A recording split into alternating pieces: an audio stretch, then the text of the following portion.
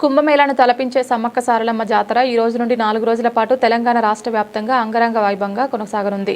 తెలంగాణ రాష్ట్ర వ్యాప్తంగా గ్రామాన ఈ జాతర జరుగుతుంది. భక్తులు అమ్మవారి దర్శనం చేసుకుని మొక్కులు సమర్పించుకుంటారు. అందుకు అనుగుణంగా భక్తులకు ఎలాంటి ఇబ్బందులు తలెత్తకుండా అధికారులు అన్ని ఏర్పాట్లు పూర్తి చేశారు.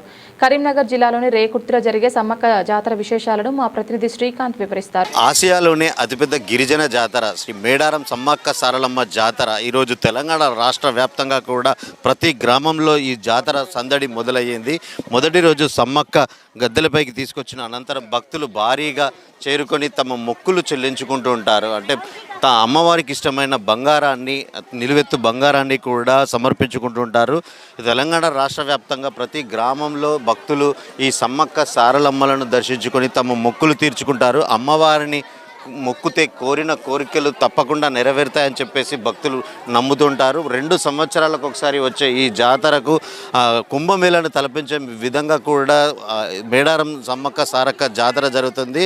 అయితే ఈరోజు ఈ గద్దెలపైకి తీసుకొచ్చిన అనంతరం రేపు మళ్ళీ సారలమ్మ కూడా గద్దెలపైకి తీసుకొస్తారు. అనంతరం 3 రోజుల పాటు కన్నుల పండుగగా జరిగే ఈ జాతరకు సంబంధించి భక్తులు ఇతర రాష్ట్రాల నుంచి కూడా ఈ సమ్మక్క సారలమ్మలను దర్శించుకోవడానికి చేరుకుంటారు.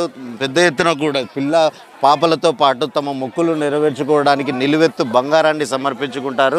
ప్రస్తుతం మనం రేకుర్తి, కరీంనగర్ నగరంలోని రేకుర్తి గ్రామంలో ఉన్నాము. ఇక్కడ భక్తుల సందడి చూడవచ్చు, కోలాహలం చూడవచ్చు. భక్తులంతా కూడా సమ్మక్కను దర్శించుకొని తమ మొక్కులను అయితే తీర్చుకుంటున్నారు. మనతో పాటు కొందరు భక్తులు ఉన్నారు, వారితో మాట్లాడదామా. చెప్పండి, ఎక్కడి నుంచి వచ్చారు మీరు? ఇక్కడికి ఎప్పటి నుంచి వస్తున్నారు? కరీంనగర్ మాది. మా బాబు ఇంటికి వెళ్ళి తీసినాం. మేము 4 సంవత్సరాలు ఎట్లా ఉంటుంది ఇక్కడికి వచ్చి ముఖ్య ఉంటుంది, బాగానే ఉంటుంది. సార్ మీరు చెప్పండి, మీరు ఎక్కడి నుంచి వచ్చారు? ఇదే కరీంనగర్ లోకల్ సప్తరి కాలనీ. ఇంత బాగుంది. మేము 10 years రాబట్టి. ఓకే, అంత సంవత్సరాల నుంచి ఇక్కడికి వచ్చి మొక్కులు వచ్చిన వస్తా సార్. మా మనమని ఇంటికి కలిసి వచ్చినాం. మంచిగా ఇక్కడికి వచ్చి కొంచెం అమ్మవారిని దర్శించుకొని తమ కోరికలు నెరవేరుతున్నాయి. 10 సంవత్సరాలుగా కూడా ఇక్కడికి వచ్చి తమ మొక్కులు చెల్లించుకుంటున్నామని చెప్పేసి భక్తులు అయితే చెప్తున్నారు. అధికారులు కూడా, జిల్లా యంత్రాంగం అంతా కూడా, అంటే ఈ రేకుర్తి గ్రామంలో జరిగే ఈ జాతరకు సంబంధించి అధికారులు పూర్తి స్థాయిలో ఇటు మెడికల్ ఫెసిలిటీతో పాటు విద్యుత్ శాఖ, ఇతర శాఖలకు చెందిన అధికారులంతా కూడా అప్రమత్తమై భక్తులకు ఎలాంటి అవాంఛనీయ సంఘటనలు, తొక్కిసలాటలు జరగకుండా కూడా క్యూ లైన్లు ఏర్పాటు చేసి భక్తులకు అన్ని రకాలుగా సౌకర్యాలను అయితే కల్పించే ప్రయత్నం అయితే చేస్తున్నారు. ఈ రోజు నుంచి 3 రోజులు కూడా ఈ జాతర అంగరంగ వైభవంగా కన్నుల పండుగ కొనసాగుతుంది.